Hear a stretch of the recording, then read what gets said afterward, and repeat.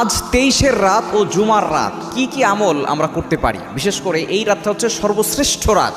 একটা হচ্ছে 23-এর রাত অর্থাৎ বেজরের রাত। নবী সাল্লাল্লাহু আলাইহি ওয়াসাল্লাম বলেছেন, তোমরা শেষ দশকে বেজরের রাতগুলোতে লাইলাতুল কদর তালাশ করো, এবং যে লাইলাতুল কদর পেয়ে যাবে তার কপাল খুলে যাবে, কেননা এক রাত হাজার মাসের চাইতে উত্তম।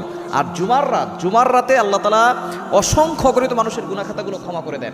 সুতরাং আজকে রাতের মতো শ্রেষ্ঠ রাত আর হতে পারে না। এ রাতে কি কি আমল করবেন, 5টি আমলের কথা বলে দিব। নাম্বার 1, 1 নাম্বার হচ্ছে এ রাতে আপনি বেশি করে দান করার চেষ্টা করবেন। যতটুকু পারেন, আপনার অ্যাবিলিটি আছে, আপনার যতটুকু অ্যাবিলিটি আছে আপনি ডোনেশন করবেন, দান করবেন, অসহায় মানুষের পাশে দাঁড়াবেন। যদি আপনার অ্যাবিলিটি কম থাকে 10 টাকা হলেও আপনি আল্লাহর জন্য খরচ করবেন।